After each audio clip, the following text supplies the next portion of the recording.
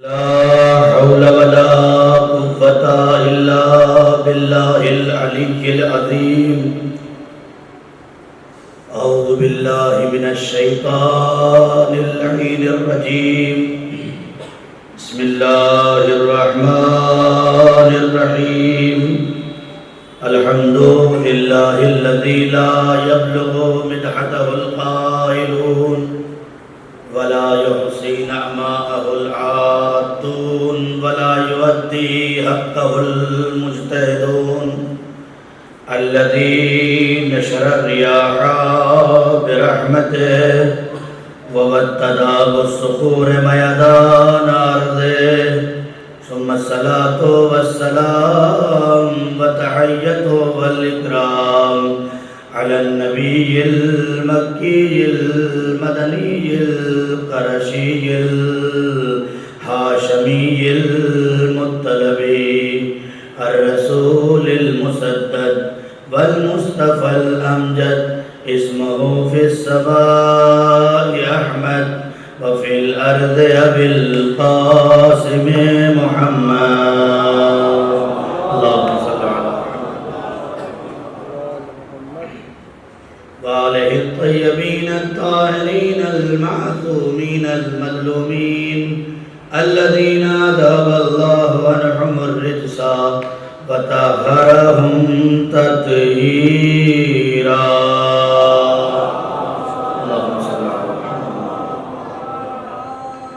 أما بعد فقد قال الله تبارك وتعالى في القرآن المجيد والفرقان الحميد وقوله الحق.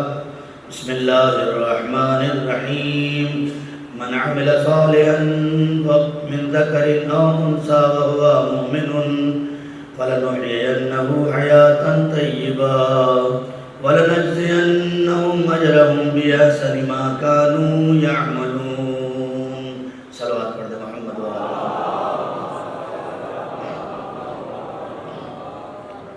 معزز سامعین کرام و بزرگان قوم ملت و دوستان عزیز،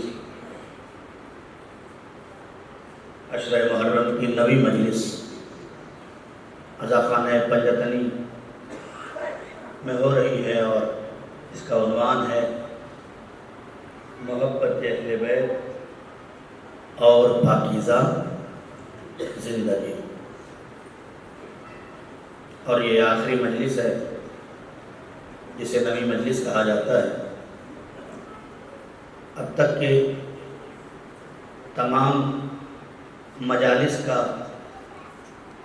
جو نچوڑ ہے وہ یہ ہے کہ ہماری ذمہ داری ہے کہ ہم سب سے پہلے اپنے عقیدے کو درست کریں. ہر مسلمان کی بلکہ ہر انسان کی ذمہ داری یہ ہے کہ وہ سب سے پہلے اپنے عقیدے کو درست کرے. اگر انسان کا عقیدہ درست نہیں ہے تو وہ لاکھ سجدے پہ سجدہ کیے جائے، وہ لاکھ روزے پہ روزے رکھے جائے، وہ رات حفظ قرآن کیے جائے، لیکن پھر بھی اس کا یہ عمل بیکار نظر آئے گا. قیامت میں اللہ کے سامنے وہ اپنے عمل کے ذریعے سے سرخرو نہیں ہو سکتا. ایک صلوات پڑھ دے محمد وآلہ محمد. ایک اور بلند ترین صلوات پڑھ دے محمد وآلہ.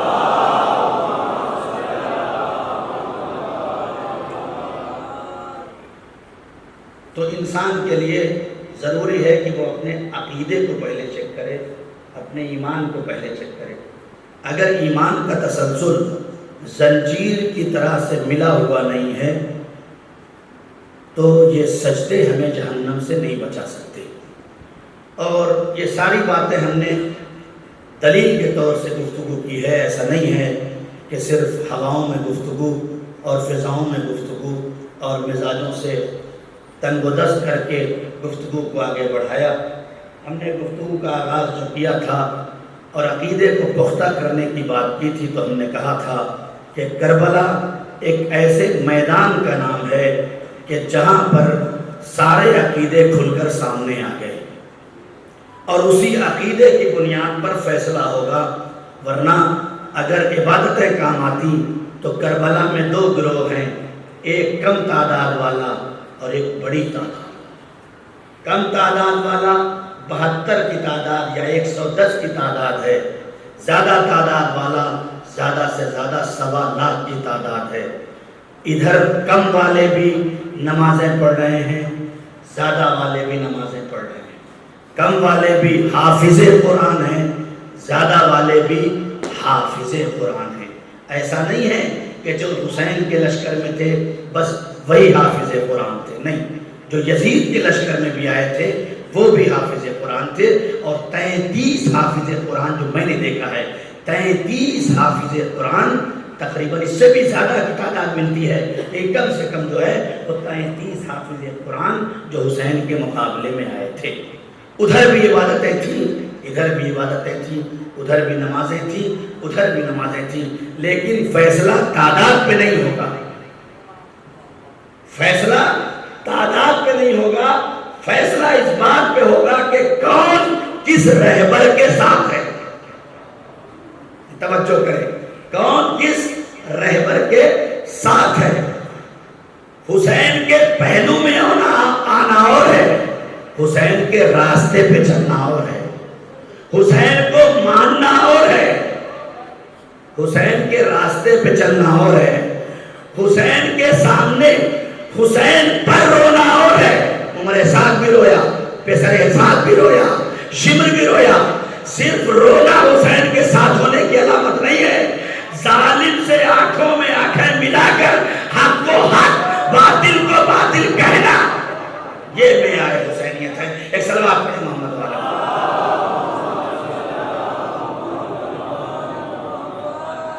تو عقیدہ پختہ ہونا چاہیے۔ اگر عقیدہ ہمارا پختہ نہیں ہے تو سارے عمل ہمارے بیکار، فرش عزا، عزا خانہ حسین، مجلس حسین، ذکر حسین، ولایت علی۔ اگر آپ کا عقیدہ درست نہیں ہے تو آنا جانا بیٹھنا مسجد عزا خانہ سب کچھ کوئی فائدہ نہیں رکھتا۔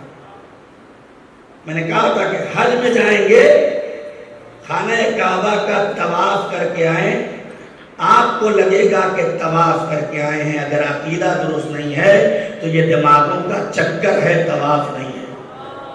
اللہ اسے طواف نہیں سمجھتا، اللہ اسے طواف نہیں سمجھتا۔ تو سب سے پہلے عقیدہ میں نے آپ کے سامنے بیان کیا، عقیدہ کیا تھا؟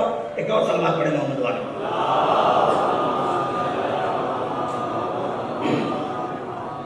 عقیدہ آپ کے سامنے بیان کیا تھا، وہ جلدی سے ایک بار دہرا دوں، سبق ہے 10 دنوں کا، تھوڑا سا 2-4 منٹ میں دہرا کے پھر اس کے بعد آگے بڑھتا ہوں۔ ایک اور صلوات پڑھیں محمد والے۔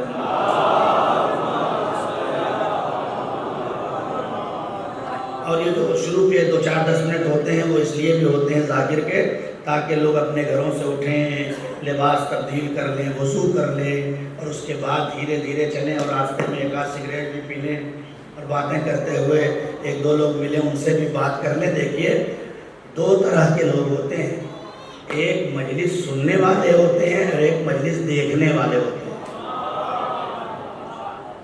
2 طرح کے لوگ پائے جاتے ہیں، ایک مجلس سننے والے ہوتے ہیں اور ایک مجلس دیکھنے والے ہوتے ہیں۔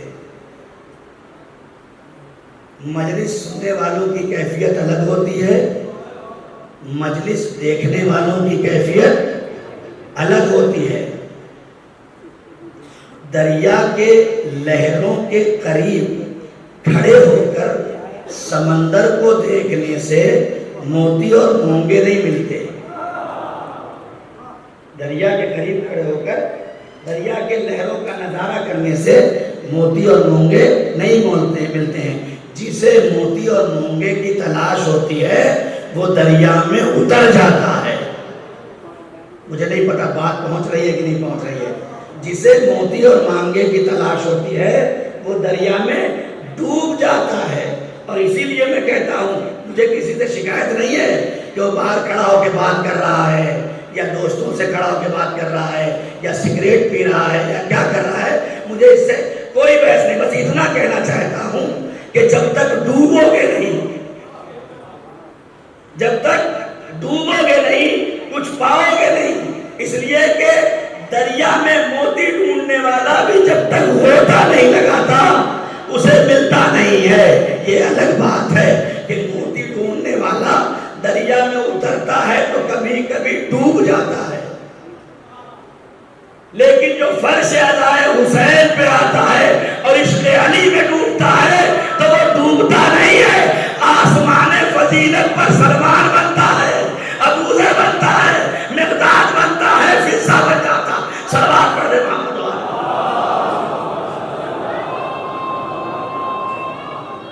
یا غور کریں۔ اب ایک بات آگے یہ چھوڑی اس خدا چھوڑ دیتا ہوں، صلوات پڑھ دے محمد والا۔ تو عقیدہ آپ کو بیان کیا کہ ہمارے نزدیک سب سے بڑا عقیدہ کیا ہے؟ سب سے بڑا عقیدہ اللہ، اللہ سے بڑا کوئی نہیں۔ کوئی بھی علی کو خدا سمجھے ہماری نگاہ میں وہ کافر ہے۔ کوئی بھی نبی کے مقابلے میں کوئی نبی بنا کے لائے ہماری نگاہ میں وہ کافر ہے۔ ہم نے آپ کی خدمت میں عرض کیا کہ ہمارا عقیدہ نبوت کتنا مضبوط ہے کہ اگر نبی کسی کو اپنی بزم میں بٹھا لیں تو ہمارے لیے محترم بن جاتا ہے، اور نبی اگر کسی کو بزم سے اٹھا دیں تو ہمارے لیے محترم نہیں رہتا ہے۔ ہمارا عقیدہ نبوت کتنا مضبوط ہے کہ ہم نبی کو سب کچھ مانتے ہیں، اللہ کے بعد ہماری نگاہ میں جو سب سے بڑا معیار ایمان ہے اسے رسول کہا جاتا ہے، اسے مصطفیٰ کہا جاتا ہے، اسے حضرت محمد مصطفیٰ صلی اللہ علیہ وسلم۔ ایک بار اندر یہ سوال پڑھتا ہوں۔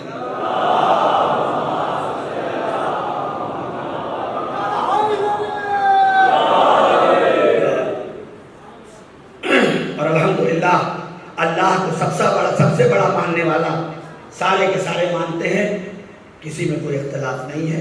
ہاں جس کے ہاں غیر معصوم دروازوں سے خدا لیا گیا ان کے ہاں خدا کی شکل بھی بگڑ گئی، اور لکھ دیا گیا کہ ہمارا خدا وہ ہے کہ جب جہنم کہے کہ حل من مزید، حل من مزید، حل من مزید، تو خدا بند عالم اپنا داہنا پاؤں جہنم میں رکھ دے گا اور جہنم خاموش ہو جائے گی۔ آپ نے یہ روایت پڑھی ہو، آپ کو مزہ آیا ہو یا نہ آیا ہو، میرا دل تو بہت خوش ہو گیا کہ جن کے یہاں جن کا خدا کا عقیدہ یہ ہو کہ وہ جہنم میں چلا جائے، ان کے یہاں اگر ابو طالب جہنم میں جائے تو حیرت کی کیا بات ہے۔ صلوات پڑھ دے محمد والے محمد۔ غور کریں آپ، تو اللہ کو اللہ ماننے میں سب برابر ہے، نبی کو نبی ماننے میں سب برابر ہے۔ مشکل ماننے کی نہیں ہے، مشکل یہ ہے کہ کیسے مانے، مشکل یہ ہے کہ کیسے مانے۔ پھر بھی میں عقیدوں کو اور قریب کرتا ہوں، ہم سب کے سارے فرقوں کے جو ایمان ہیں وہ تقریباً متحد ہے، فرق نہیں کرتا۔ اللہ کو سب اللہ مانتے ہیں، کوئی اختلاف ہے نہیں۔ نبی کو سب نبی مانتے ہیں، کوئی اختلاف ہے نہیں۔ قرآن کو سب قرآن مانتے ہیں، کوئی اختلاف ہے۔ لکھ دیا کہ شیعوں کے پاس 40 پاروں کا قرآن ہے نا؟ کچھ لوگوں نے دہنوں میں بٹھا دیا کہ ان کا قرآن بھی مت دیکھنا، ان کے یہاں 40 پاروں کا قرآن رکھا ہوا ہے۔ ہمارے ہاں وہی قرآن ہے جو مسلمانوں کے گھر میں قرآن رکھا ہے، اور ہمیں بدلنے کا کیا اختیار ہے جب ہمارے علی نے نہیں بدلا؟ توجہ ہے۔ آج جو قرآن مسلمانوں میں باعث اتحاد ہے یہ علی کی عظمتوں کا کمال ہے، ورنہ جب قرآن جمع ہو رہا تھا تو 10 لوگوں نے جو قرآن جمع کیا تھا وہ آج ہمارے پاس ہے، تنہا علی نے نبی سے جو جمع کیا تھا وہ الگ ہے۔ لیکن اتحاد، ہم سے زیادہ اتحاد کون جانتا ہے؟ علی نے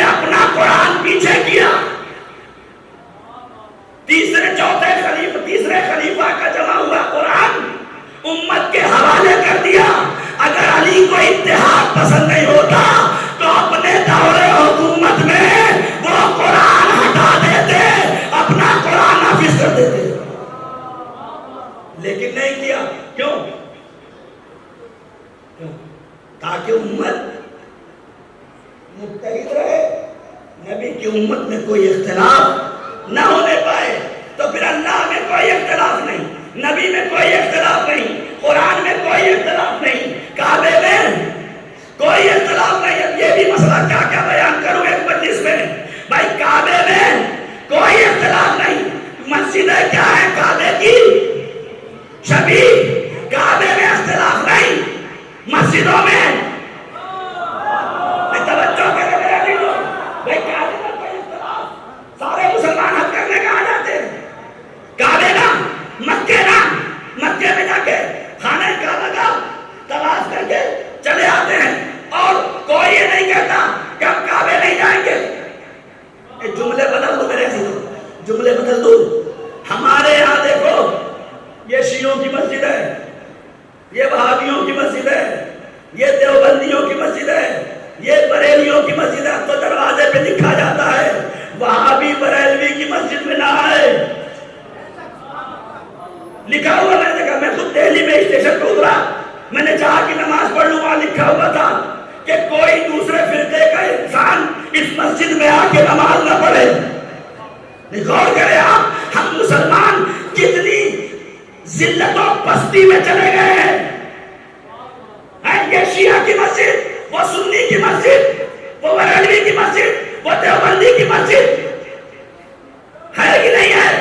نہیں، یہ درد دل ہے یا نہیں ہے کائنات میں ابھی بھی چلتا ہے نا؟ یہ اس کی مسجد، وہ اس کی مسجد ہے کہ نہیں؟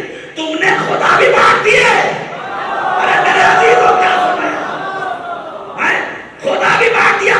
ارے میرے عزیزوں، یہاں پہ چونکہ تم نے بنایا ہے۔ ارے بات نہیں پہنچ رہی ہے میرے عزیزوں، بات نہیں پہنچ رہی ہے میری۔ ہمت ہے تو وہابی کعبے کے سامنے جا کے کہے یہاں شیعہ نماز کرتے ہیں، میں نہیں کرتا۔ ہمت ہے تو بریلوی جائے اور کعبے کے سامنے کھڑا ہو کے کہے یہاں وہابی آئے گا، میں طواف نہیں کروں گا۔ نہیں، سب چلتے ہیں۔ ایک صف میں کھڑے ہو گئے محمود و ایاز، ایک ہی صف میں کھڑے ہو گئے محمود و ایاز، نہ کوئی بندہ رہا اور نہ کوئی بندہ نواز بلندرین سلوات پڑھے محمد۔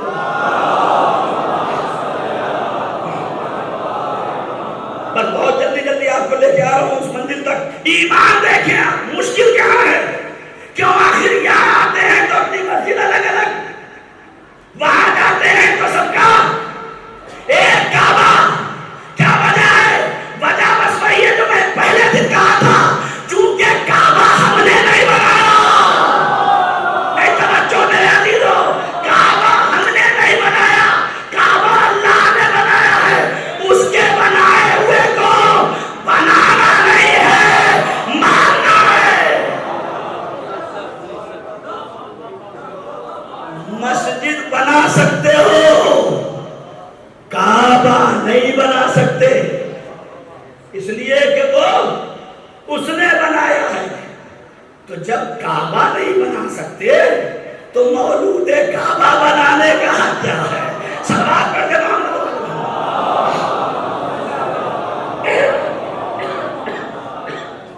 غور کریں آپ۔ ایک اور بات علی محمد بلندرین صاحب،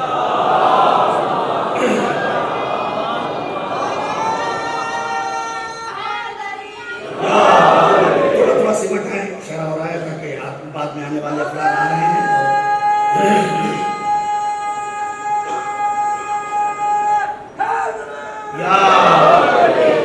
چونکہ آخری مجلس ہے اور فیصلہ کن تقریر اور نتیجہ آج لے کے جانا ہے کہ یہ ساری تمہید ہے جو میں نے آپ کی خدمت میں عرض کیا ہے، یہ تمہید اس لیے ہے کہ ہمارا عقیدہ مضبوط ہو جائے۔ اللہ کو ہم نے بنایا نہیں، اللہ کو ہم نے مانا، نبی کو ہم نے بنایا نہیں، نبی کو ہم نے مانا، قرآن کو ہم نے بنایا نہیں، قرآن کو ہم نے مانا۔ توجہ ہے نا آپ کی؟ کعبے کو ہم نے بنایا نہیں، کعبے کو ہم نے مانا۔ تو نبی کے بعد بھی، بہت توجہ، نبی کے بعد بھی نبی کے لیے، نبی کے اسلام کی ضرورت اگر کسی کو نظر آتی ہے تو بنانے کا حق نہیں ہے۔ فیصلہ کن تقریر کا جملہ ہے یہ، نبی کے بعد بھی اگر نبی بغیر بنے چلا جائے، توجہ کریں، اگر نبی بغیر بنائے چلا جائے تب تو امت کو اختیار ہے۔ اگر میرا نبی، میرا طٰہٰ، میرا یاسین، میرا مزمل، میرا مدثر، میرا پیغمبر فخر آدم اگر اپنی امت میں اپنے بعد کسی کو بغیر بنائے چلا جائے تب امت کو اختیار ہے کہ کسی کو بنائے۔ بہت توجہ، اور آخری جملہ اس تقریر کا یہاں کا ہے کہ اگر پیغمبر اپنے بعد کسی کو بغیر بنائے چلے جائیں تب امت کو اختیار ہے کہ وہ کسی کو بنائے۔ لیکن ہماری مجبوری ہے، ہماری مجبوری ہے، ہم پیغمبر کو معصوم مانتے ہیں۔ اور میرے عزیزو بات نہیں پہنچا سک رہا ہوں، ہماری مجبوری ہے کہ ہم نہیں مان سکتے پیغمبر نماز تو پہنچائیں، روزہ تو پہنچائیں، حج تو پہنچائیں، زکوٰۃ تو پہنچائیں، لیکن نماز بچانے والا نہ پہنچائے، روزہ بچانے والا نہ پہنچائے، حج بچانے والا نہ پہنچائے، زکوٰۃ بچانے والا نہ پہنچائے، تو کہاں ملے گا مولانا؟ نبی نے کہاں پہنچایا؟ اتنی بڑی بات منبر سے بیٹھ کے کہہ رہے ہو کیا قرآن میں لکھا ہے کہ پیغمبر نے پہنچایا؟ کہیں لکھا ہے قرآن میں کہ پیغمبر نے پہنچایا؟ میں نے کہا اگر عقیدہ مضبوط تبھی عمل کام آئے گا، ورنہ سب بیکار ہو جائے گا۔ میرے پیغمبر، یہ ساری امتیں مسلمہ بیٹھی ہوئی پوچھ رہی ہے کہ آپ نے جانے سے پہلے کسی کو امت کے حوالے کیا تھا یا ایسے ہی چلے گئے تھے؟ نبی آواز دیں گے میں ایک شب بستر چھوڑ کے جاتا ہوں، میں ایک شب کے لیے اگر بستر چھوڑ کے جاتا ہوں تو بغیر کسی کو لٹائے نہیں جاتا، ہمیشہ کے لیے اگر امت چھوڑ کے جاؤ۔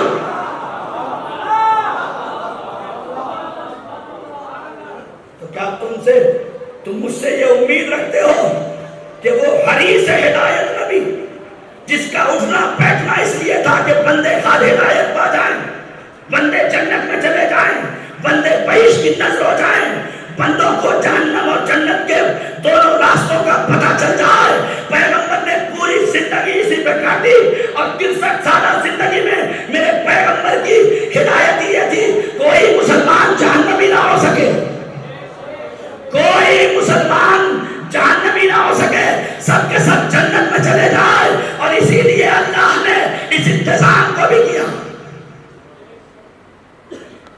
کہیں ملا؟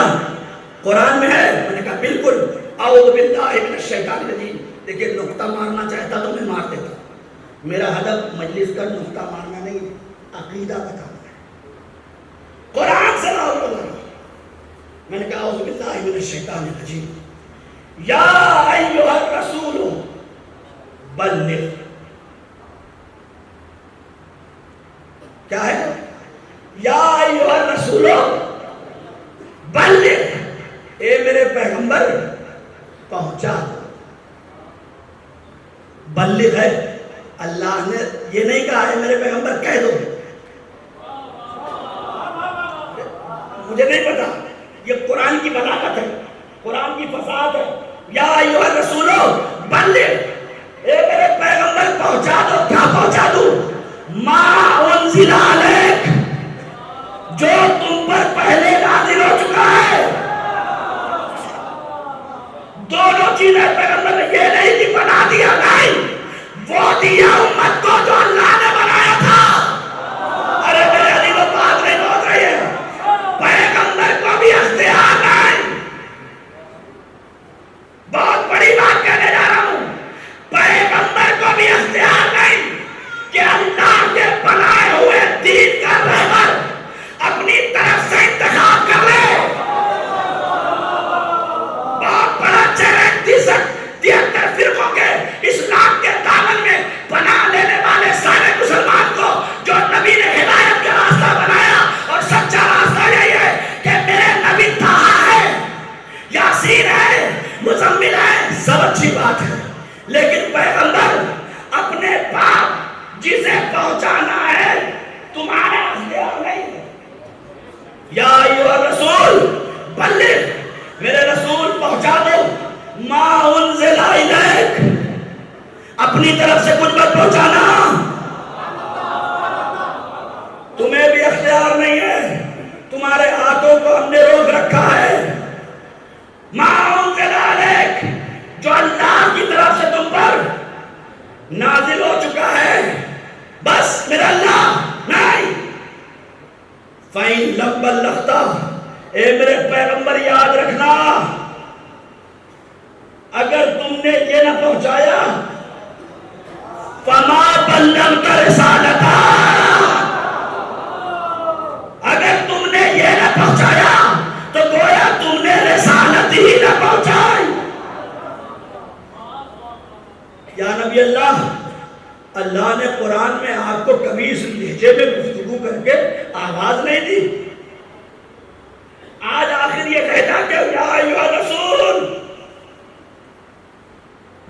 منصب سے خطاب ہو رہا ہے،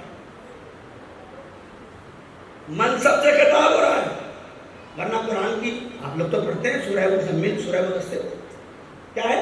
یا ایھا المدثر، اے چادر والے پیغمبر، قرآن میں اللہ اپنے حبیب کے کو جب آواز دیتا ہے تو لہجہ ہی الگ ہوتا ہے۔ یا ایھا المزمل، یا ایھا المدثر، اے چادر والے پیغمبر، یا ایھا المزمل، اے کملی والے پیغمبر، ہے سنا ہے کہ نہیں سنا آپ نے؟ اب یہ الگ بات ہے کہ اگر چند لمحے کچھ دن میرے نبی سے کمبل لگ جائے تو قرآن کی آیت بن جائے، اگر چند دنوں قرآن کی آیت بن جائے وہ کمبل اگر نبی سے منسلک ہو جائے، نبی کی آنکھ کو اپنی آغوش میں لے لے، اگر چند دنوں چادر نبی کو اپنی آغوش میں لے لے تو اللہ کہہ دے یا ایھا المدثر، یا ایھا المزمل، اب میں کیا کروں کہ اگر کچھ دنوں کے لیے چادر اور کملی نبی کو اپنی آغوش میں لے لے تو وہ قابل آیت اور قابل تعریف بن جائے۔ اس ابو طالب کا کیا کہوں جس نے 16 سال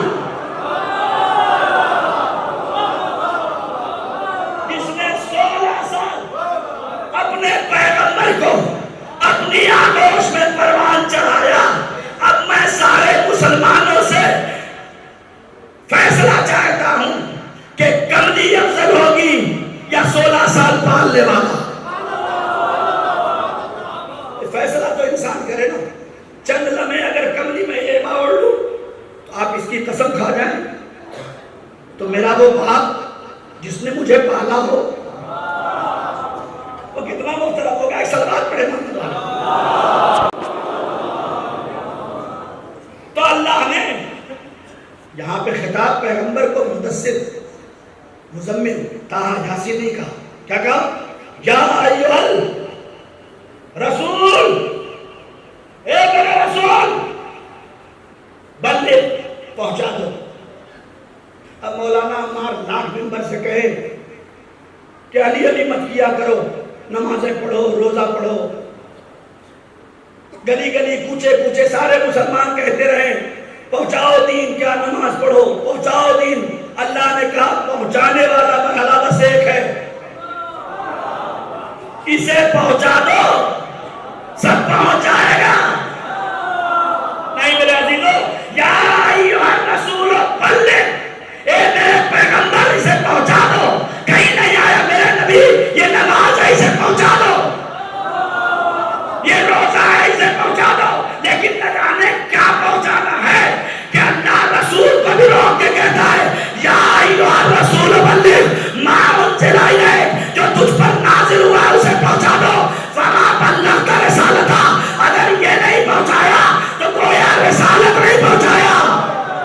علامہ امینی نے ایک کتاب لکھی جس کا نام ہے الغدیر، جس میں 600 سے زیادہ اہل سنت کی کتابوں کا نام، راوی کا نام، حدیث کی سند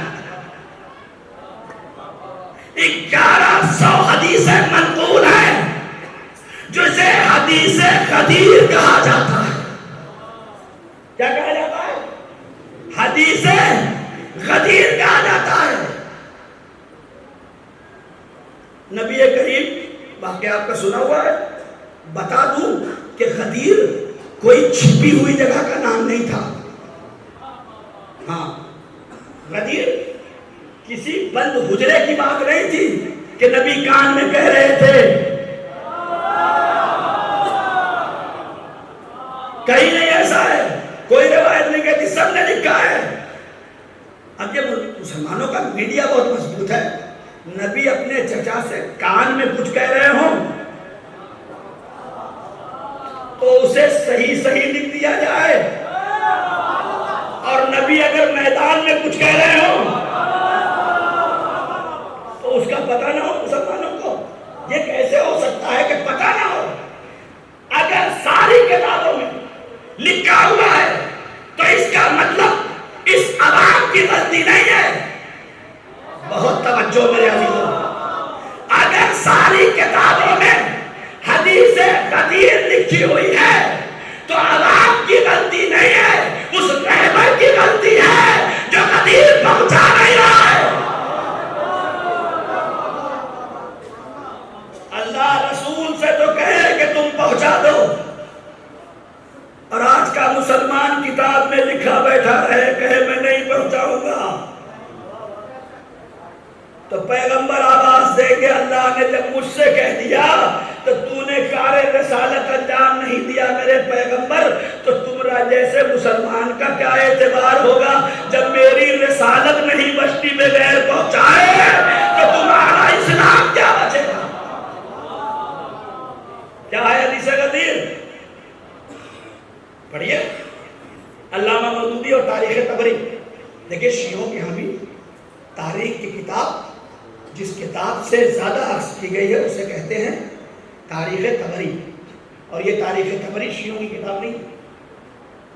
طبری ایک بہت بڑے مورخ کا نام ہے اور انہوں نے تاریخ لکھی ہے. اس میں لکھا ہوا ہے کہ پیغمبر اکرم صلی اللہ علیہ وسلم، بہت تیری بات ختم ہو رہی ہے. پیغمبر اکرم کا کمال یہ تھا کہ ان کے گھر میں جو بھی چیزیں آتی تھی اس کے نام رکھ دیتے تھے. جو بھی چیز ہوتی تھی، اگر 4 عصا ہے تو چاروں عصا کے الگ الگ نام ہوتے تھے. اور یہی وجہ ہے آپ دیکھیں جناب علی اکبر کے گھوڑے کا نام الگ، جناب عباس کے گھوڑے کا نام الگ، جناب امام حسین کے گھوڑے کا نام الگ، پیغمبر کے گھوڑے کا نام الگ، مولا کائنات کے گھوڑے کا نام الگ. ان کے گھر کا دستور تھا جو بھی ان سے مل جاتا تھا صاحب نام ہو جاتا تھا. جو بھی ان سے مل جاتا تھا. اور جناب علی اکبر نے تو اپنے رجز میں اپنے گھوڑے کی 7 پشتوں کو بیان کیا ہے. جناب علی اکبر نے اپنے گھوڑے کے 7 پشتوں کا نام لیا اور اس میں جملہ کہا ہے اے فوج یزید میں فقیر کے پیالوں کی طرح جمع ہونے والے سپاہیوں، تم حسین کے اس لال سے لڑنے آئے ہو کہ جس کے یہاں جانور بھی بے نام و نسب نہیں ہوتے. تو ان کے گھرانے کا اصول کیا ہے؟ سلوات پڑھ دیں.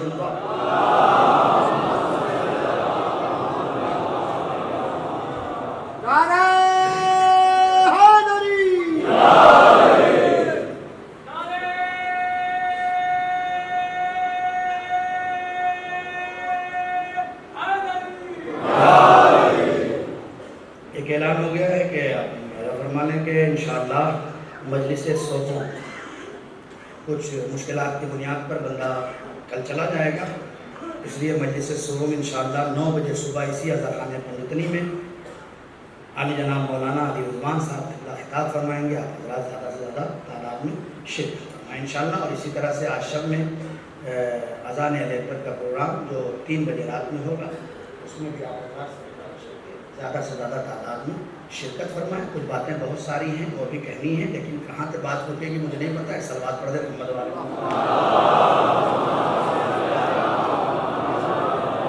اشارہ ہو رہا ہے آپ لوگ تھوڑا تھوڑا سمٹائیں، اگر جگہ ہو تو تھوڑا تھوڑا سمٹائیں.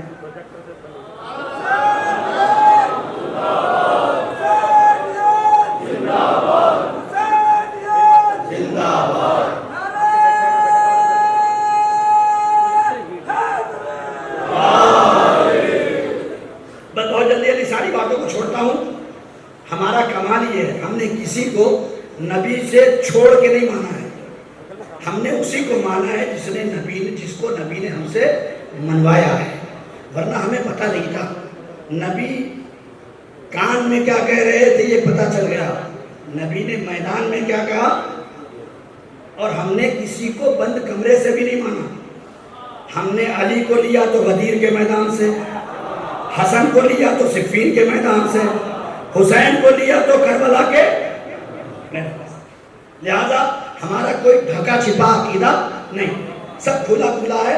اور نبی نے دیکھیں اب علامہ امینی، چونکہ یہ جو میں تذکرہ کیا کہ علامہ امینی نے الغدیر کو جمع کیا، وہ ہندوستان بھی آئے تھے، دہلی میں 2 مہینے تک تھے اور ولایت علی بن ابی طالب پر ریسرچ کر رہے تھے.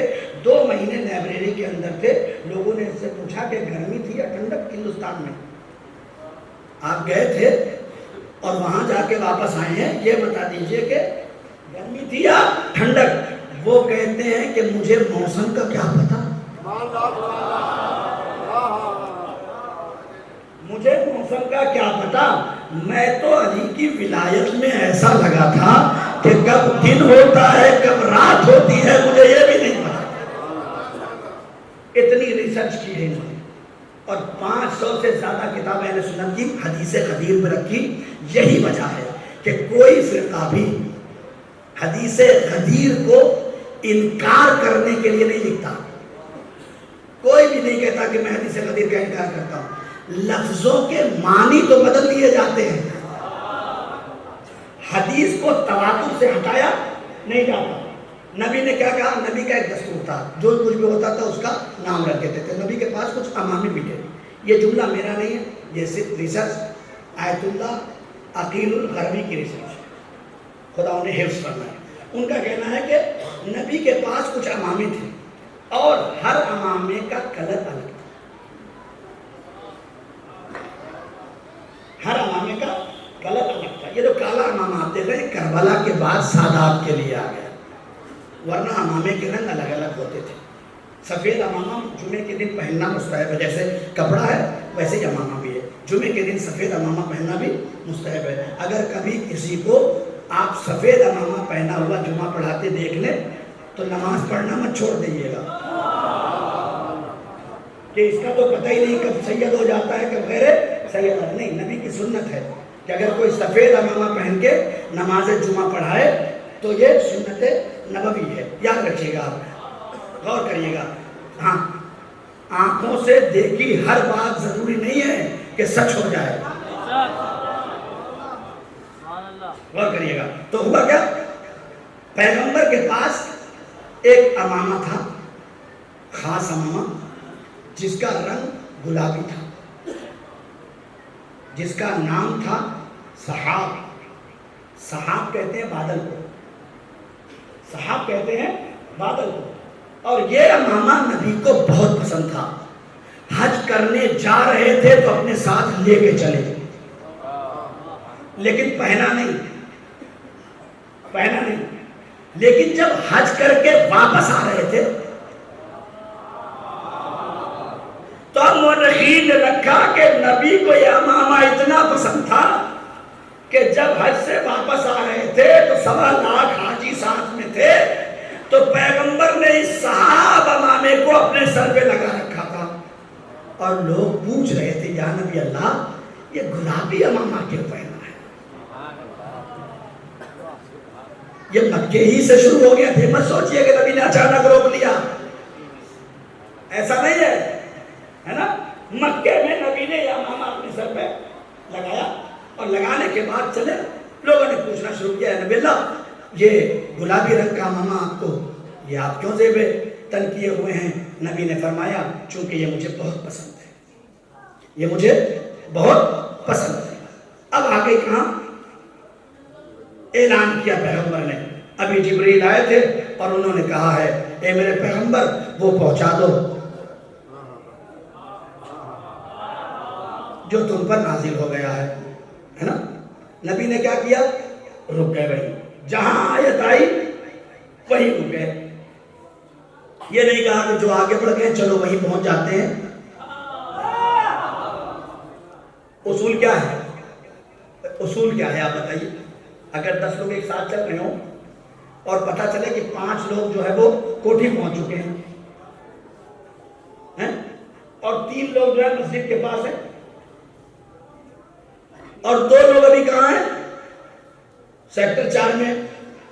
یہی تو اصول کیا ہے؟ یہ مسجد کے پاس والا کہے کہ جو آگے ہے انہیں پیچھے بلایا جائے؟ آپ بتائیں اصول کیا؟ کہ جو مسجد پہ کھڑا ہے وہ کہے کہ جو کوٹھی پہ اسے پیچھے بلایا جائے، یا یہ کہے کہ پیچھے والوں سے کہ بھائی میں وہاں پہنچتا ہوں، تم سب کوٹھی پہ جمع ہو جاؤ۔ لیکن پیغمبر نے یہ نہیں کیا، جہاں آیت آئی وہی رک گئے۔ میرے پیغمبر یہ کیا ہے؟ کہا اگر یہ نہیں پہنچایا،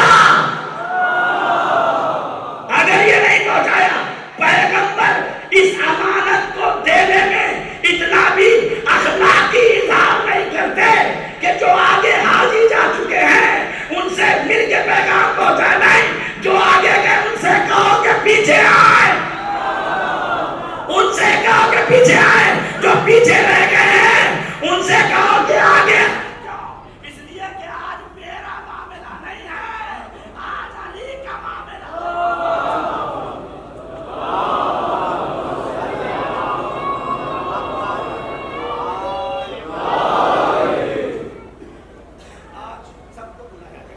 سب آگے۔ کجاؤں کا ممبر بنایا۔ کس کا ممبر بنایا؟ کجاؤں کا ممبر بنایا۔ اے نبی کریم کچھ لوگوں کو بھیج دیتے مکے سے ممبر آ جاتا، ممبر کی کمی تھوڑی تھی۔ کجائے جمع کیے گئے۔ اب کچھ کہتے ہیں کہ بھائی بڑے خوش نصیب ہیں وہ لوگ کہ جن کے کجاؤں پہ علی کی ولایت کا اعلان کیا گیا۔ اب میں اس کو کیا کروں کہ کجاوے نے تو اعلان برداشت کر لیا، اب اس کو میں کیا کروں؟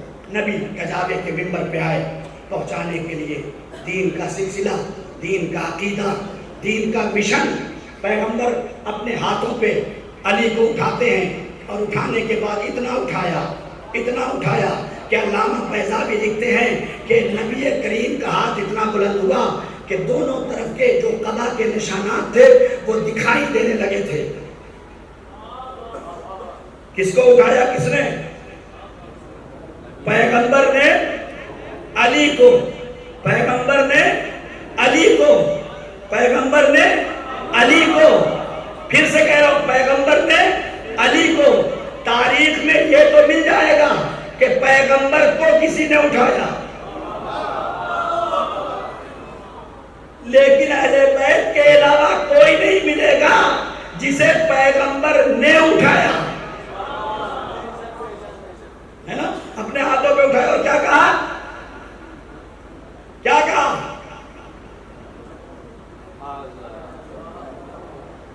یہی تو غلط ہے۔ نہیں، اگر پیغمبر یہ کہہ دے من کنت مولا تو خود بنایا۔ حدیث یہاں سے شروع نہیں ہوتی، اللہ مولایا، گفتگو یہاں سے حدیث کی، اللہ مولایا وانا مولا المومنین،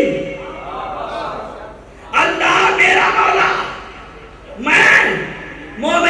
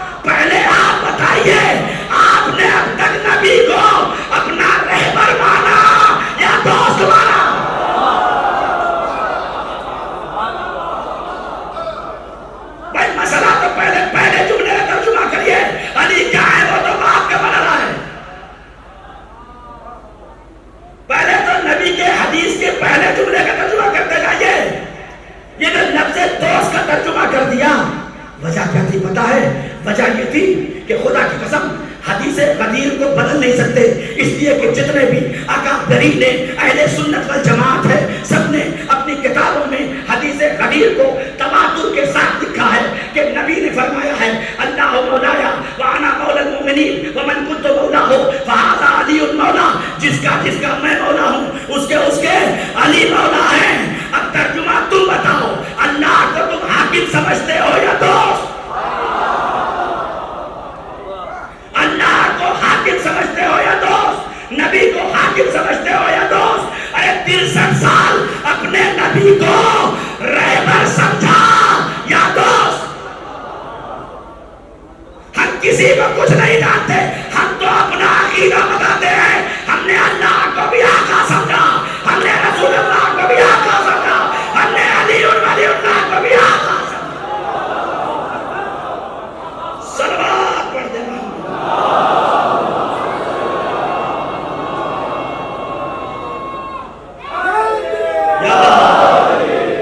ہم کو کسی کو کچھ کہنے کا اختیار نہیں ہے، ہم اپنا عقیدہ بیان کرتے ہیں۔ ہم نے کیا مانا؟ ہم نے نبی کو دوست نہیں مانا، ہم نے نبی کو کبھی اپنے جیسا نہیں مانا، ہم نے نبی کو ہمیشہ اپنا آقا مانا ہے، ہم نے ہمیشہ نبی کو اپنا حاکم مانا ہے، ہم نے نبی کو ہمیشہ اپنا رہبر مانا ہے، اور اسی لیے علی کو بھی رہبر مانا ہے۔ اسی لیے نبی کو بھی اور علی کو بھی رہبر مانا ہے، اس لیے کہ ایک رہبر نے رہبر دیا، ایک حاکم نے حاکم دیا۔ اب یہ جملہ آپ کی نظر کر دیتا ہوں، دیکھتا ہوں کیسے آپ سنتے ہیں، مجھے نہیں پتا، آخری آدمی تک۔ پوری غدیر میں کتنے لوگ؟ 1.25 لاکھ کا مجمع۔ کجاوے پہ کتنے؟ کجاوے پہ کتنے؟ 2۔ ایک کا نام محمد، صلوات پڑھ دیں محمد اور ایک کا نام علی۔ اب غدیر کے اعلان کو نہ مانا گیا، کیوں پتا ہے؟ اس لیے کہ غدیر میں 2 ہی منظر ہیں، یا تو قضاؤں کے منبر پہ مولا ہے یا نیچے سب غلام ہے، اس کے علاوہ کچھ بھی نہیں۔ نبی نے الگ کر دیا سب سے، جو میرے ساتھ ہے وہ حاکم، جو میرے ساتھ ہے وہ رہبر ہے، جو میرے ساتھ ہے وہ۔ اور یہی وجہ ہے میں نے غلام ایسے نہیں کہا ہے، مولا زادوں کے مولا کے گھر میں مولا زادے پیدا ہوتے ہیں، غلام کے گھر میں غلام زادے پیدا ہوتے ہیں۔ اسی لیے جب ایک امام نے کہا کہ جا کے کہہ دو غلام زادے سے،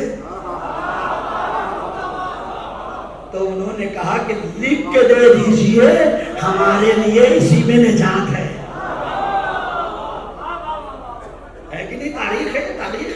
تاریخ ہے۔ اب بس یہاں سے ایک سوال کا اور جواب دے کے بات ختم کر دو، آخری بات تمام ہو۔ اب یہاں مسئلہ یہ ہے کہ کچھ اشکال کرنے والے کر سکتے ہیں کہ یہ نبی نے بنا دیا تھا یا اللہ نے؟ ہم کیسے مانیں کہ یہ نبی نے بنایا؟ کوئی دلیل ہے آپ کے پاس کہ نبی نے اپنی جانب سے نہیں بنایا، یا اپنے بھائی تھے یا اپنے داماد تھے، نبی نے بنا دیا ہوگا؟ نبی اگر 1,00,000 دلیل دے دیتے تو شاید دلیل اس طرح سے مکمل نہ ہوتی، لیکن کیا کریں کہ علی کی ولایت میں دلیل دینے والا خود آ گیا۔ جیسے ہی نبی نے اعلان ولایت علی ابن ابی طالب کیا،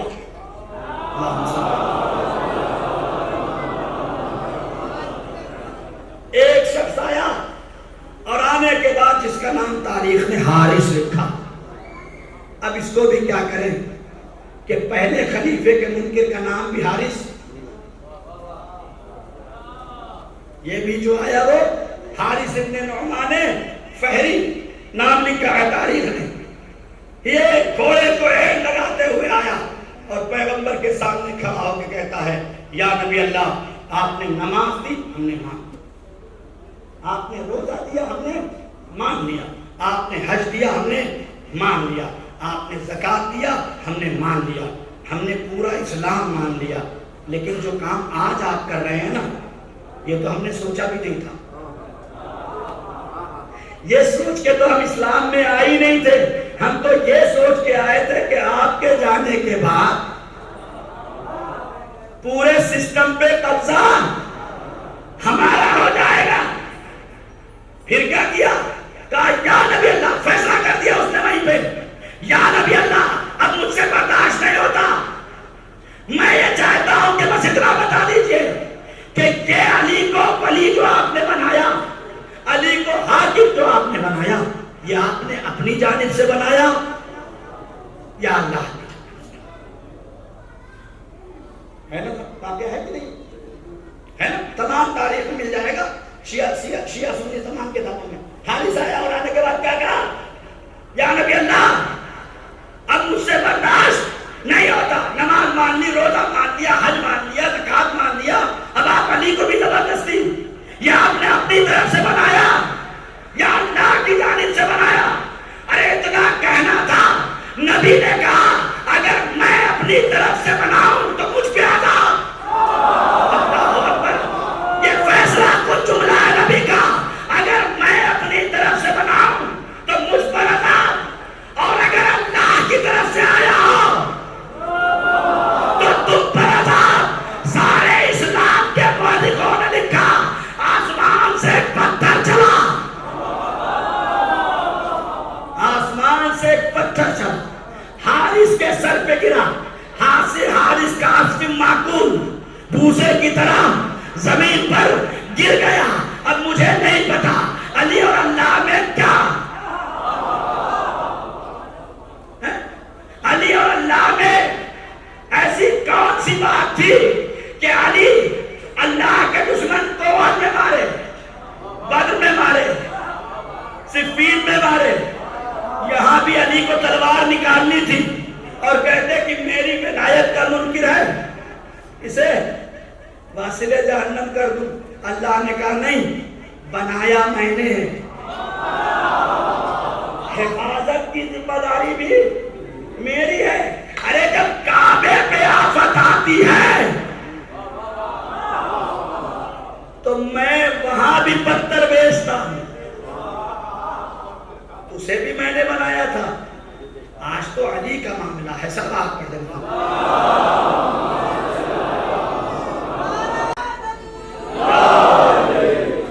اسی لیے کہا گیا ہے کہ مسلمانوں کی سب سے بڑی عید کا نام عید غدیر ہے.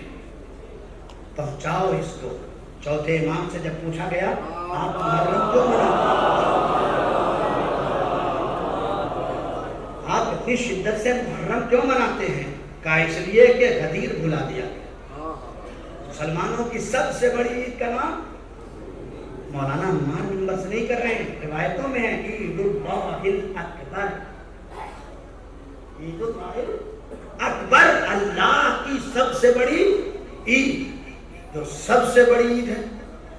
دیکھیے عید تو عید فطر بھی ہے, عید تو عید فطر بھی ہے, عید تو عید قربان بھی ہے. جملہ نظر کر کے آگے بڑھ جاؤں. عید فطر جو ہے یہ مسلمانوں کی عید ہے.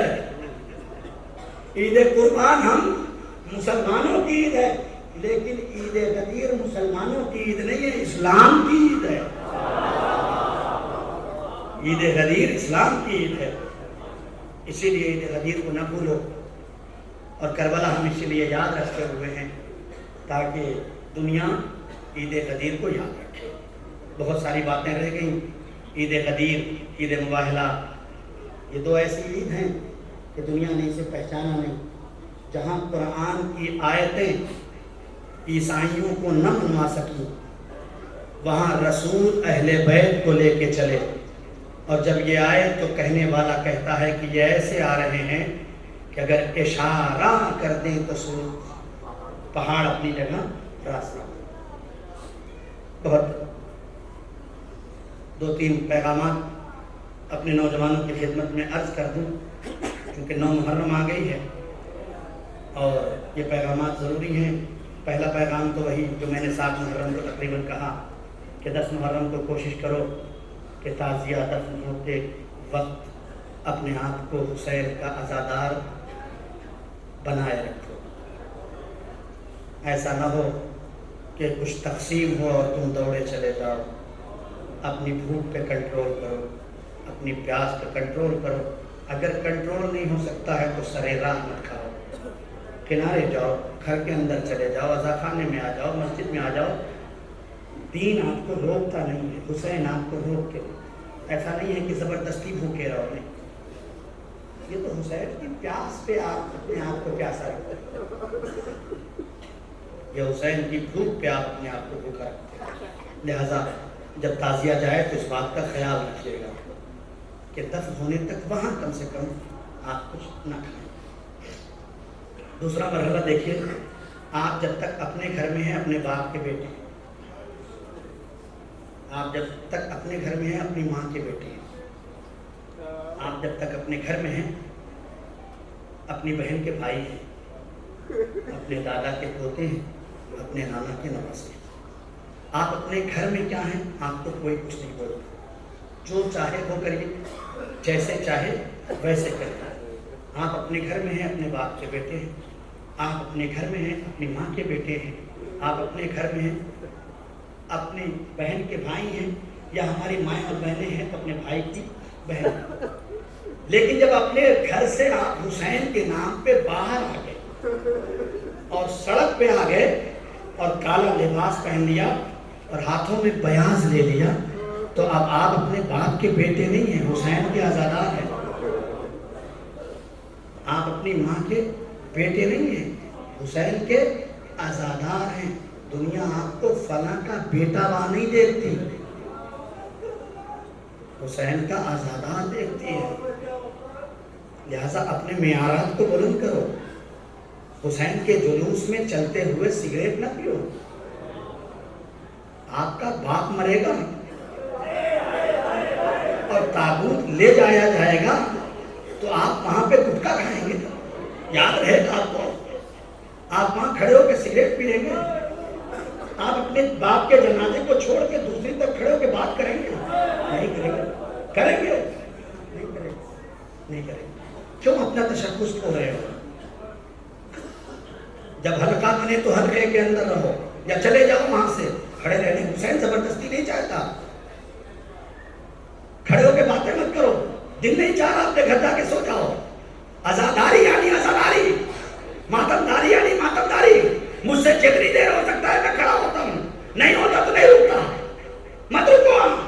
حسین کی ماں زبردستی نہیں چاہتی کہ تم کھڑے ہو کے ساتھ چلتے رہو۔ ساتھ دینے والے کا نام حسین کا عزادار نہیں ہے، ماتم کرنے والے کا نام حسین کا عزادار، تابوت کے ساتھ رہنے والوں کا نام حسین کا عزادار۔ تو راستے میں اپنے آپ کو عزادار بنائے رکھو۔ ایسا نہ ہو کہ حسین کی ماں دیکھ کے تمہیں آواز دے، شیعتی کونو لنا زینن ولا تکونو علینا شینن، اے میرے شیعو میرے لیے باعث زینت بننا۔ یہ امام زمانہ کا جملہ ہے، میرے لیے باعث مذمت نہ بننا۔ لہٰذا عزاداری کرو، حسین پہ گریہ کرو، حسین کا ماتم کرو، لیکن اپنے آپ کو عزادار باقی رکھو۔ عزادار کہلوانا آسان ہے، عزادار اپنے آپ کو باقی رکھنا یہ بہت سخت ہے۔ اس کے لیے دل بہت بڑا کرنا پڑتا ہے۔ ہو سکتا ہے میرے کندھے سے آپ کو دھکا لگ جائے تو کھڑے ہو کے چیخنا مت شروع کر دو کہ دیکھ کے نہیں چلتا ہے۔ نہیں، عزادار تھا، غلطی ہو گئی، لڑ گیا ہوگا، جان بوجھ کے بھی مار دیا تو تم انجانے بن جاؤ۔ وہ پاگل ہے تو آپ تو پاگل نہیں ہیں، اس کا دماغ خراب ہو گیا، وہ نہیں پہچانتا ہے کہ ہم کہاں کھڑے ہیں۔ اللہ نے آپ کو تو شعور دیا ہے، اپنے آپ کو عزادار باقی رکھو۔ حسین کی ماں آپ کو عزادار دیکھنا چاہتی ہے۔ کالے کپڑے پہننے کا نام عزاداری نہیں ہے، عباس کا علم اٹھانے کا نام عزاداری نہیں ہے، فرش عزا پہ آ کے بیٹھ جانے کا نام عزاداری نہیں ہے، دل سے حسین کے نام پہ گریہ کرنے کا۔ جب کسی کا باپ مر جاتا ہے تو دو طرح کے لوگ آتے ہیں۔ کچھ لوگ آتے ہیں میت کے قریب جاتے ہیں، میت کو چھوڑ کے ہٹنا پسند نہیں کرتے، روتے ہیں، گڑ گڑاتے ہیں۔ سب سے زیادہ عزیز اور قریب ہوتا ہے بیٹا، بیٹیاں، چچا، بھائی، بہن، یہ ایک دم جڑے ہوئے ہوتے ہیں۔ لیکن جو تھوڑا دور کے لوگ ہوتے ہیں وہ تھوڑا سا دور رہتے ہیں۔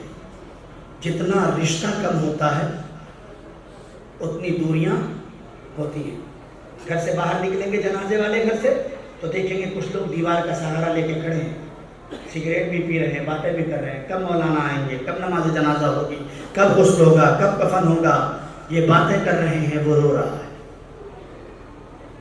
تو میں کسی سے کچھ نہیں کہتا، بس اتنا کہتا ہوں جس کو جتنی قربت ہوتی ہے نا وہ اتنا قریب ہوتا ہے۔ تو مجلسوں میں باہر مت کھڑے ہوا کرو، اگر جگہ ہو تو عزا خانے کے اندر آیا کرو، اس لیے کہ جس سے جتنی قربت ہوتی ہے وہ اتنا قریب ہوتا ہے۔ اور حسین کی ماں بھی یہی چاہتی ہے، ورنہ کیوں کہتی میرے لال پہ ایسے رویا کرو جیسے بوڑھی ماں اپنے جوان بیٹے پہ روتی ہے۔ کیوں کہہ رہے ہیں یا حسین کیوں کہہ رہے ہیں شیعتی ماں ان شرطم ماں عبدال فسکرونی، اے میرے شیعو اگر کبھی ٹھنڈا پانی پینا نہ جانے حسین کو پیاس کا کتنا قدر ہے کہ آواز دیتے ہیں شیعتی ماں ان شرطم، اے میرے شیعو جب کبھی ٹھنڈا پانی پینا۔ میرے نوجوانوں، میرے دوستوں، میری ماں اور بہنوں، کوشش کیا کرو جس دن علی اصغر کا دن ہو نا اس دن اپنے چھوٹے بچوں کو بھی ٹھنڈا پانی دو۔ مجھے نہیں پتا مصائب کہاں پہ ختم ہوگا، جہاں تک میرے کلیجے میں طاقت ہے وہاں تک علی اکبر کا مصائب، جناب علی اصغر کا مصائب تو۔ علی اصغر ایک ایسا شہید ہے کربلا کا، لیکن 3 ایسی شخصیت ہیں جسے معصوم نے باب الحوائج کہا ہے۔ ایک مسلم ابن عقیل، ان کو معصوم نے باب الحوائج کہا ہے۔ ایک مولا عباس، ان کو معصوم نے باب الحوائج کہا ہے۔ اور ایک جناب علی اصغر، انہیں معصوم نے باب الحوائج کہا ہے۔ تو اس مجلس میں باب الحوائج کا تذکرہ، رات بھی میں نے یہی کہا تھا کہ مولا عباس کا تذکرہ ہے، باب الحوائج ہے۔ جناب علی اصغر سب سے چھوٹا باب الحوائج ہے، اور اتنا چھوٹا باب الحوائج ہے کہ جسے یہ بھی نہیں پتا کہ 3 پھال کا تیر کھا کے رویا جاتا ہے یا مسکرایا جاتا ہے۔ اسے اتنا بھی نہیں پتا کہ 3 پھال کا تیر کھا کے مسکرایا جاتا ہے یا رویا جاتا ہے۔ 6 مہینے کے بچے کا سن، یہ تو کربلا میں ہوا نا، مدینے میں 6 مہینے کے بھی نہیں تھے، مدینے میں 6 مہینے کے بھی نہیں تھے۔ جب جناب علی اکبر اور جناب صغرا نے اس بات کو محسوس کر لیا اور صغرا نے یہ پہچان لیا کہ میرا اکبر نہیں رکے گا، جب یہ سمجھ چکی کہ اب میرا اکبر رکنے والا نہیں ہے، تو جتنا صغرا اکبر کو پیار کرتی تھی اتنی ہی صغرا اصغر کو پیار کرتی۔ یہی وجہ ہے کہ جب سب جانے لگے تو صغرا نے اصغر کو اپنے ہاتھوں میں، اب روایتوں میں لکھا کہ رباب آگے بڑھی، اصغر نہیں گئے۔ کیوں نہیں گئے؟ تاکہ دنیا پہچان لے میری بہن صرف اکبر سے پیار نہیں کرتی۔ نہیں گئے، لیلا آگے بڑھی، نہیں گئے، تمام بیویاں آگے بڑھی، نہیں گئے، حتیٰ کہ حضرت سرکار ابوالفضل العباس بھی آگے بڑھے، نہیں گئے، آخر میں امام حسین آگے بڑھے۔ بچے کو ہاتھ پہ لیا، کانوں میں کچھ کہا، وہ جس نے اب تک بہن کے لیے اپنے آپ کو روک سکتا تھا، صغرا کی آغوش چھوڑی، حسین کی آغوش میں آ گیا۔ میں نے کہا میرے آقا حسین کیا کہہ دیا؟ حسین نے آواز دی، میں نے کان میں بس اتنا کہا، میرے اصغر تیرے بغیر کربلا ادھوری ہے، اے میرے اصغر اے کتاب کربلا پر جب تک تیرے خون کی مہر نہیں لگے گی، میرے نانا رسول اللہ کا دین محفوظ نہیں رہ سکے گا۔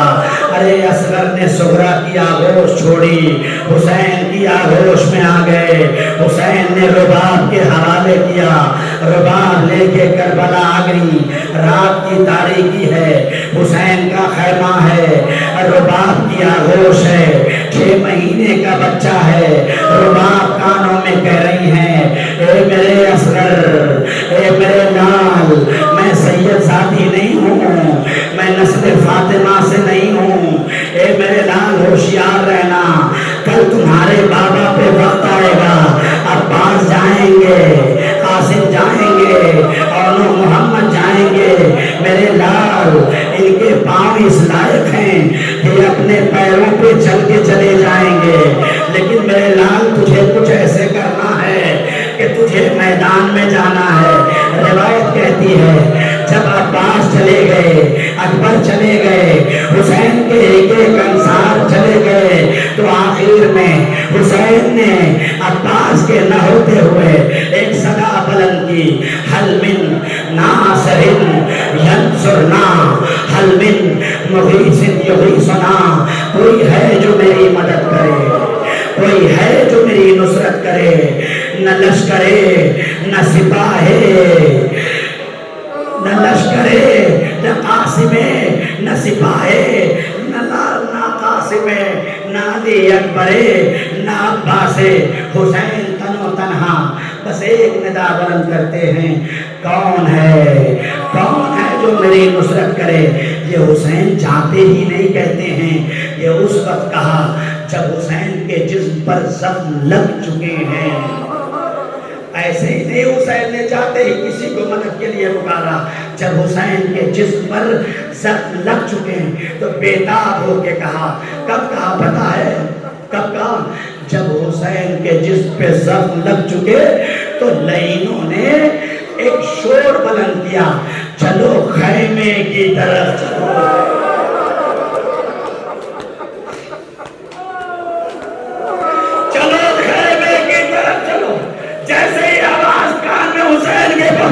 ایک آواز دی، حل من ناصر ینصرنا، خیمے میں رونے کی آواز بلند ہوئی، کیا بات ہے، کہے میرے آقا جب سے حل من کی صدا سنا ہے اصغر نے جھولے سے گرا دیا۔ اصغر نے اپنے آپ کو جھولے سے گرا، حسین نے اصغر کو اپنے ہاتھوں پہ لیا، رباب سے لیا، شاید میرا بچہ پیاسا ہے، لاؤ میں اسے لے کے جاتا ہوں، شاید یہ جفاکار اصغر کو پانی دے دے۔ حسین لے کے آئے، میدان کربلا میں پیاس کا سوال کیا، پانی کا سوال کیا ہے، فوجِ جفاکار تمہاری نظر میں اگر حسین نہیں معتبر ہے تو یہ بچہ پیاسا ہے، یہ 6 مہینے کا بچہ ہے، اس کی ماں کا دودھ کچھ ہو چکا ہے، 6 دنوں سے خیمے میں پانی نہیں ہے، تھوڑا سا پانی پلا دو۔ کوئی جواب نہ ملا۔ حسین نے اپنے بچے کو اس جلتی ہوئی زمین پہ رکھ دیا، جہاں دانا بھی پڑتا تھا تو بھول جاتا تھا۔ میری ماں اور بہنوں اپنے کلیجے پہ ہاتھ رکھ کے سوچو، یہ تو پتا بھی نہ چلتا اصغر کے ساتھ کیا ہوا۔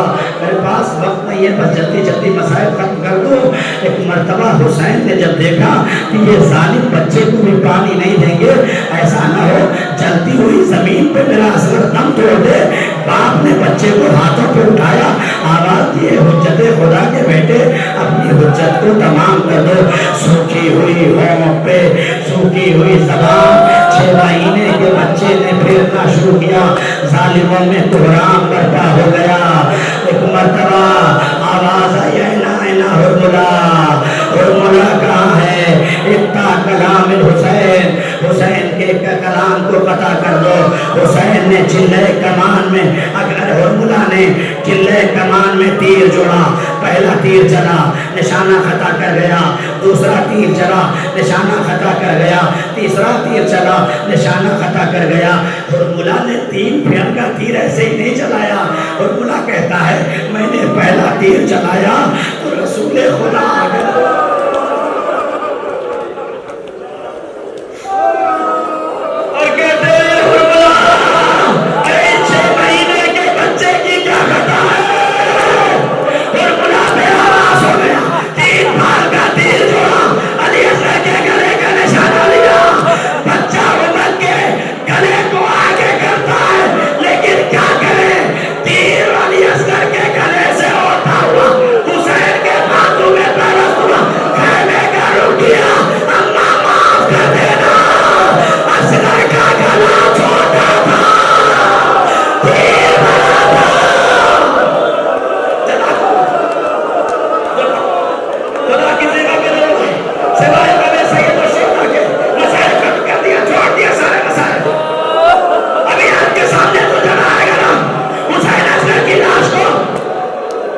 پشتے خیمہ پہ لے جا کے دفن کر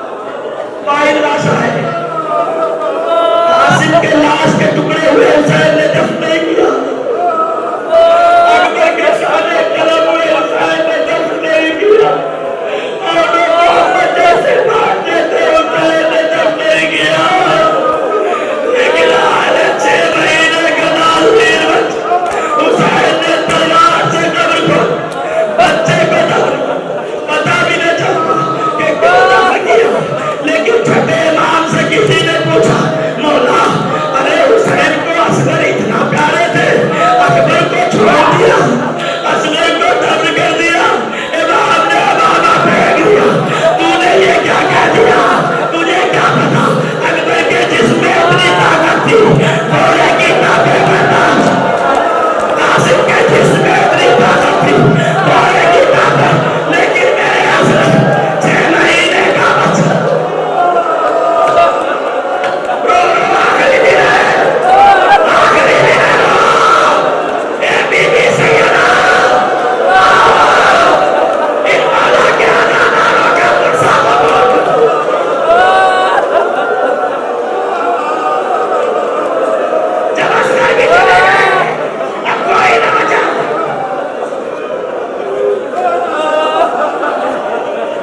ننھی سی قبر کھود کے اصغر کو گار کے شبیر اٹھ کھڑے ہوئے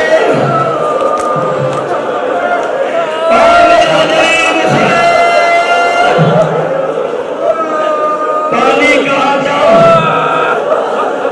سجدے چھڑکتے مزار پر آنسو پڑے لادے شیر کا مساج ختم ہو گیا جیسے ہی قبر پہ دفن کیا نا خدا کی قسم بس یہ حسین کا کلیجہ ہے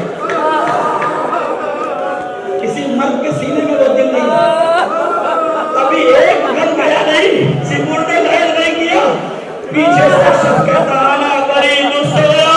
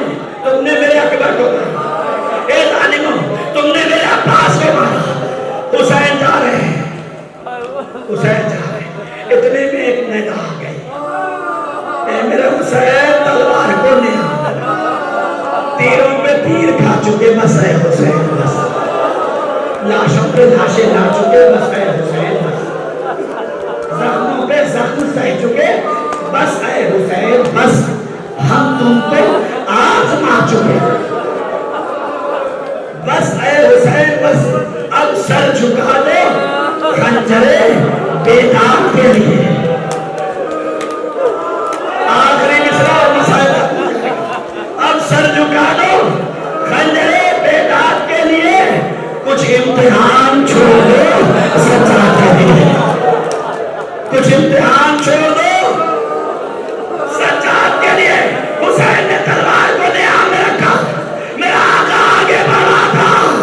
अरे अजीजों, भागती हुई फौज सिमट गए। किसी ने तलवार मारा, किसी ने तीर मारा, किसी ने नेज़ा मारा। 1900 के संग तले चार चार पर ज़ैनब निकल हुसैन तरफदार पर। सुलझना ने जब ये देखा कि कहीं ऐसा ना हो कि मेरा आका शहीद हो जाए और ये जालिम मुझे भी मार दे, हुसैन के दाहिनी तरफ खड़ा हो गया। तीर आया, सुलझना पे लगता गया, उधर से तीर आया, सुलझना पे लगता। अरे एक बता सुलझना ने पेशानी होने हुसैन में लगी, दरवाजे पे पहुंचा, दरवाजे पे लगा, दौड़ा हुआ सुलझना आ रहा था। अरे सकीना भाई सुलझना से भी भर गई, ए मेरे बाबा देखो रे, अरे मेरा बाबा कहाँ है, बस इतना